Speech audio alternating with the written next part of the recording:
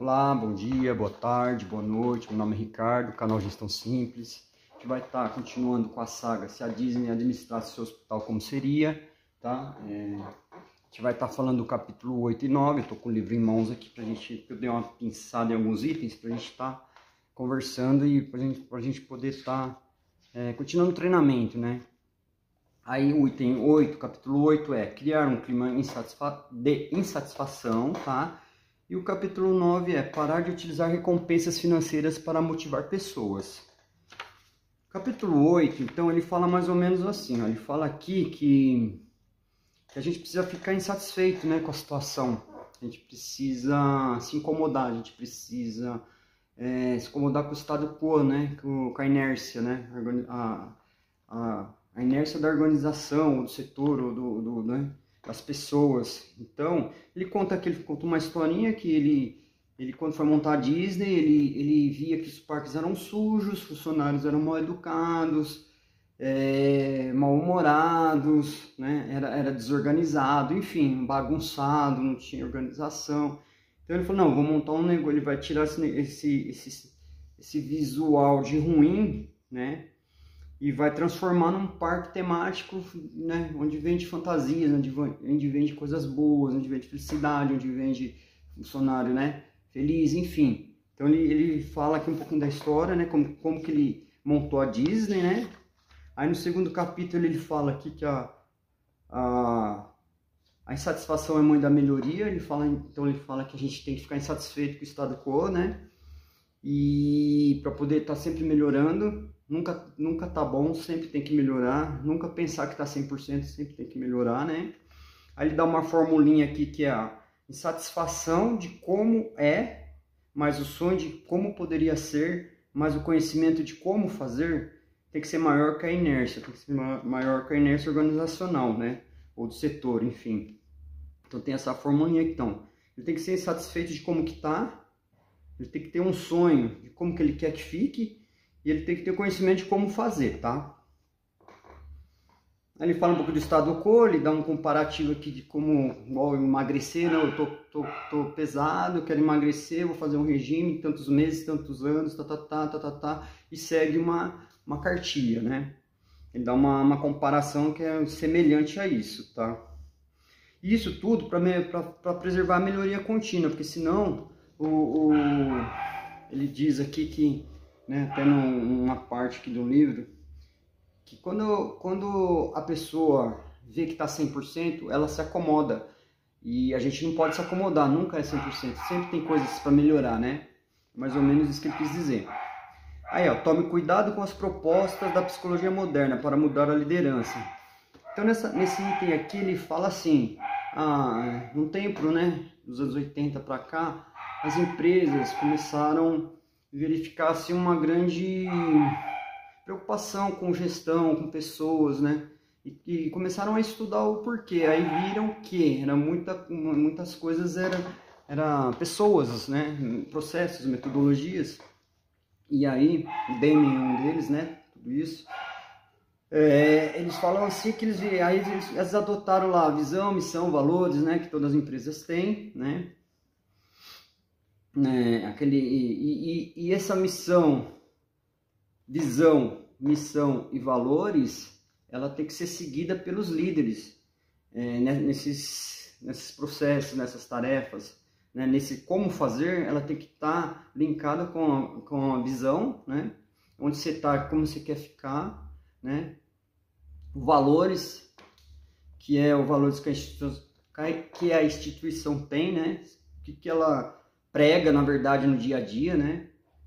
Um exemplo é uma instituição religiosa, né? Ela vai ter muito enraizado esse tipo de conceito dentro de uma instituição. Se é uma instituição de humanização, de cuidados ao paciente, né? Vai ter várias atividades, vários processos relacionados a cuidado, a humanização, a cuidado a pessoas. Então, depende da organização, qual é o conceito, né? De valores dela, né?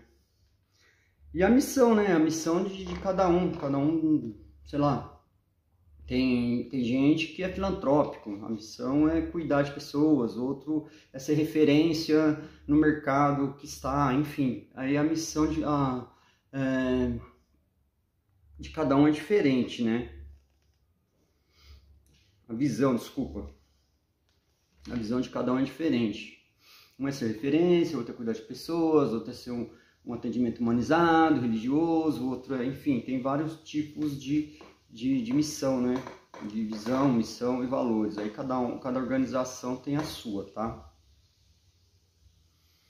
E ele fala que tudo isso tem que estar linkado, né? As atividades, as mudanças, os conceitos de um líder tem que estar linkado com essa visão, com essa missão, com esses valores.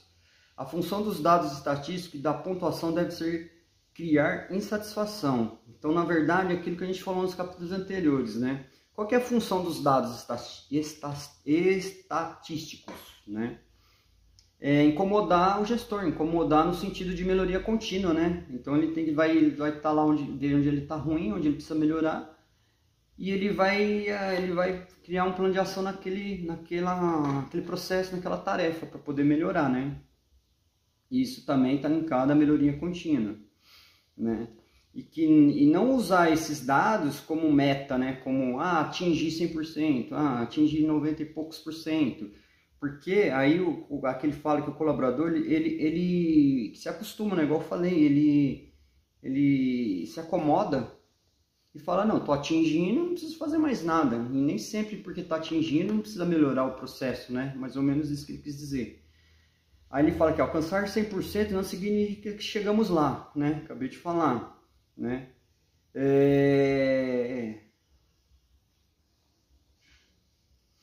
Aí eles usam muito assim esses dados estatísticos para poder estar se comparando às outras instituições, né, em acreditações, enfim, esse tipo de coisa. Ele dá um exemplo sobre isso, né, e que não significa que você, né, está 100%, significa que você atingiu um número como referência para poder ser comparado com uma outra situação, com uma outra unidade, né. E ele fala que isso pode prejudicar no dia a dia, pode prejudicar no processo, nas pessoas, né? Que elas ficam em inércia, né? Estado quo que a gente fala, que tá bom, vamos deixar do jeito que tá, não precisa mexer. Aí ele fala que a pessoa tem que ter competência, né? Que ele fala assim que é importante dá mais importância que a competência do colaborador do que a entrega de resultados aqui de números, né? De dados estatísticos. Então, assim, quando você forma uma pessoa com competência, ela se torna feliz. Por quê? Porque ela é uma pessoa que sabe o que faz, sabe como fazer, sabe quando fazer, né? Não vai ter dificuldade e ela vai gostar do que faz, ela vai se sentir parte do processo, né? E ela vai fazer com mais felicidade, né? E ela vai abraçar a visão, a missão, os valores da instituição, né? Então ela consegue trabalhar melhor quando você trabalha a competência da pessoa, né? Na verdade, do colaborador, tá? Aí depois ele fala aqui, ó, adotar um ciclo motivacional de melhoria contínua, que a gente está falando sempre aqui de melhoria contínua, né?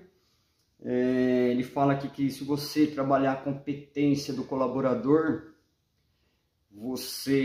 a melhoria contínua para ele vira uma diversão, tá? Por exemplo, a partir do momento que ele sabe o que faz, como faz, cria o hábito que a gente viu lá atrás, ele vai sempre querer melhorar, ele vai falar, nossa, eu estou insatisfeito ainda, eu estou ainda 80%, queria atingir 95%, não sei.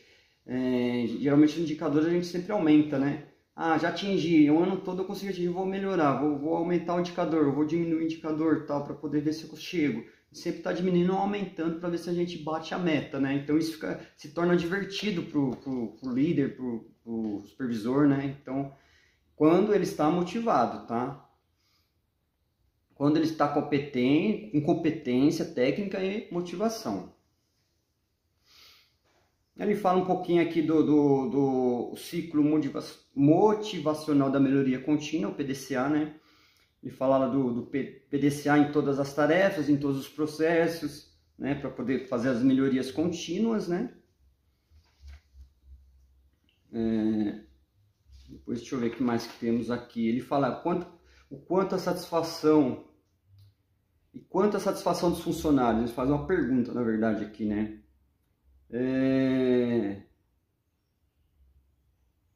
Ele fala aqui, então, que tudo isso que a gente tem que fazer, tem que fazer o funcionário ficar satisfeito, na verdade, né? Aí ele fala aqui da avaliação 360, da 180, né? Que 360 é todo mundo ser avaliado. O supervisor avalia o colaborador avalia o supervisor, o gerente avalia o supervisor avalia o gerente avalia o diretor avalia o gerente, todo mundo se avalia, né? E cada um ouve o que um acha do outro, né? Profissionalmente falando, né? E até mesmo às vezes pessoal, coisas, sentimentos, coisas de, né, que a gente precisa saber o que a gente precisa mudar, né? Precisa saber se a gente fala muito, igual eu. A gente precisa saber se a gente está sendo grosso, se a gente está sendo calmo, se a gente está sendo nervoso, se a gente está sendo apavorado, né? Afobado, se a gente se estressa, se a gente fica calmo. Então a gente precisa saber como os nossos liderados nos vê, né? Mais ou menos isso.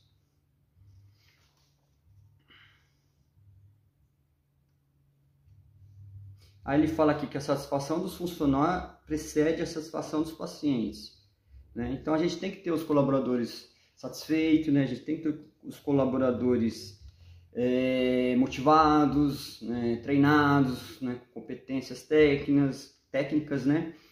Para poder passar isso para os pacientes, porque se a gente não tiver um colaborador treinado, né?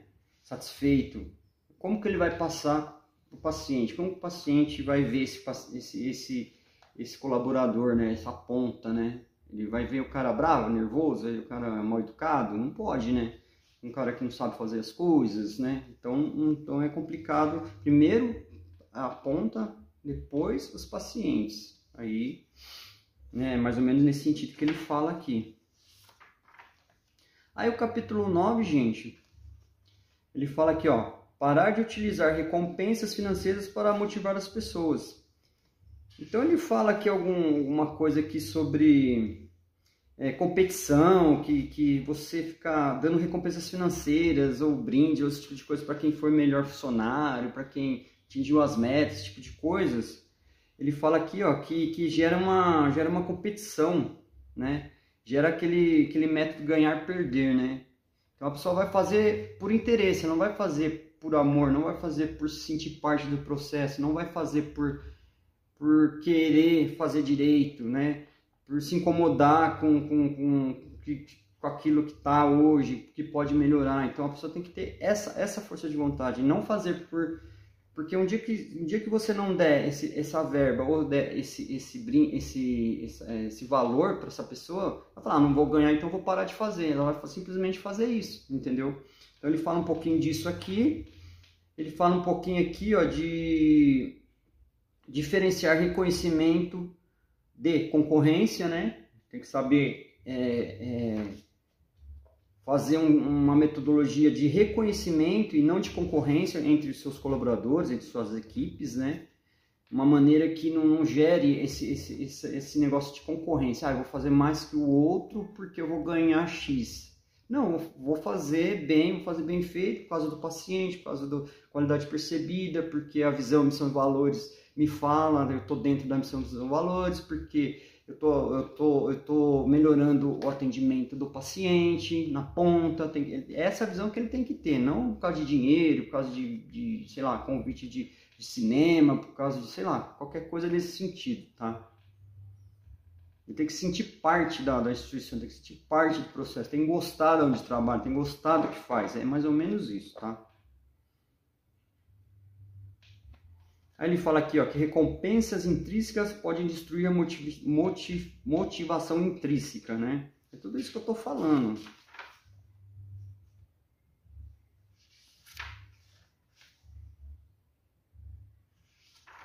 Aí ele fala a metodologia da Disney, como que ele faz os reconhecimentos, né, por méritos, enfim, ele tem uma outra metodologia, né. Aí ele fala um pouquinho do Deming aqui, que é um cara, um pensador nessa área de gestão de pessoas, né, de processos, enfim, que ele não concorda também com esse negócio de pagar, dar valores, né.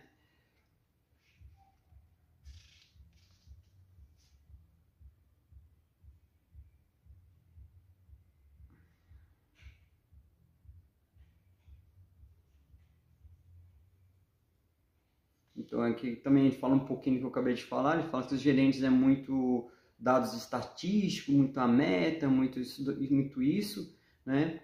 Em vez de pensar muito nisso, ele tem que pensar mais na parte de pessoas, né? De motivação, de intrínseca, né? De não gerar competição, não gerar rivalidade, sim gerar união, gerar ajuda, gerar um todo, falar, meu, você é importante, todo mundo é importante, cada um na sua parte, no processo, a sua tarefa é importante por causa disso. Então, assim, a equipe tem que jogar como um time de futebol, né? Eu costumo dizer muito isso, que eu sou palmeirense, né? Então eu vejo o Abel, a gestão dele e todas essas coisas. É mais ou menos isso. Então todo mundo é importante, todo mundo faz parte, todo mundo se perder, perdeu, todo mundo se ganhar, ganhou. Mas quem ganha, na verdade, é o paciente sempre lá na ponta, né? E se você mostrar competência, se você mostrar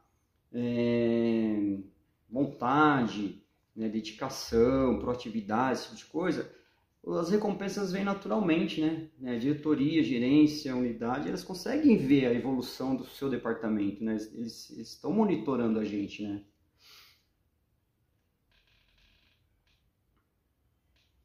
Aí ele fala um pouquinho que esse pagamento por desempenho está enraizado ainda na nossa cultura, né? Cultura organizacional, que tem que pensar um pouco diferente, fora da caixa hoje em dia, né? Porque para poder melhorar mesmo a equipe, melhorar o processo, melhorar o entendimento, né, da seu setor, das suas tarefas, das suas entregas. Ele fala que luta um pouco contra isso ainda, né? Ainda está enraizado esse conceito de pagamento por desempenho, prêmio, né? Ele fala que de tirar proveito dessa motivação intrínseca, né? Que é essa motivação da pessoa, né? do investimento na pessoa, enfim. Ele fala que o pagamento por desempenho, ele inutiliza o treinamento, né? Por quê? Porque você está treinando colaborador, você está explicando o que é visão, missão, valores, PDCA, não sei o que, qualidade percebida, essas coisas todas, e de repente você mata tudo isso quando você fala assim, olha, eu vou pagar para o melhor colaborador. Então eles esquecem tudo isso que você ensinou e falam, é só eu atingir a meta. Atingir a meta eu vou receber, não importa missão, valores, não importa nada disso mais para ele. Então ele fala um pouquinho disso aqui também, tá? Tomar cuidado com isso, né?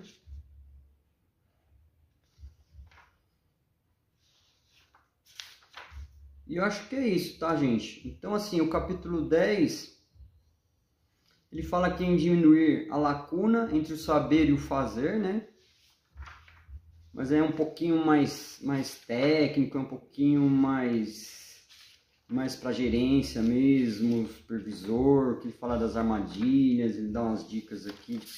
É uma coisa mais técnica, né, que aí eu não vou estar falando. Então, assim, aí aqui pro final, tá, gente? Vai ficar aqui 5 perguntas.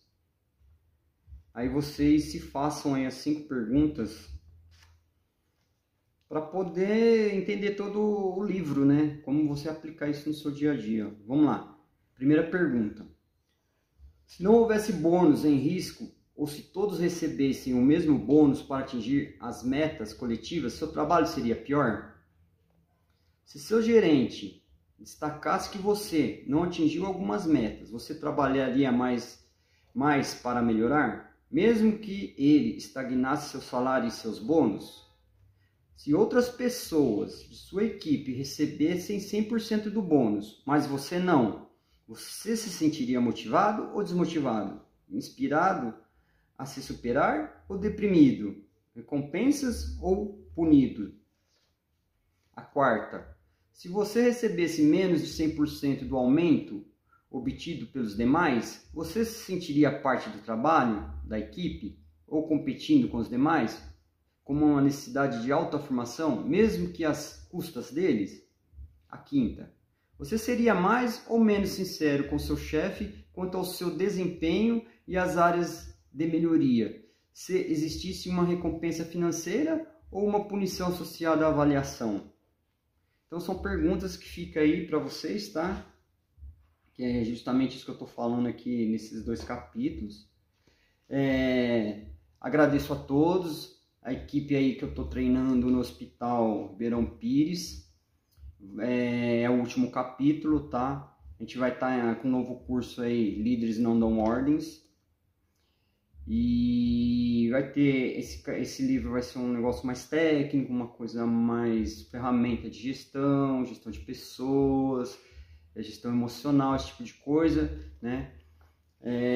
Que a gente utiliza no dia a dia, tá? Obrigado para todos. Se inscreva no canal, dê um like e espero que continue, né?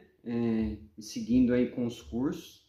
Isso é feito justamente para líderes, né, supervisores, e quem precisar, gerente, diretoria, enfim. São dicas assim que são utilizadas, né, diariamente, né, na manutenção e deram certo. Não é porque é a Disney, mas assim, algumas coisas a gente já vem fazendo e a gente vê que dá resultado, tá? Muito obrigado e até a próxima, tá? Obrigado, gente.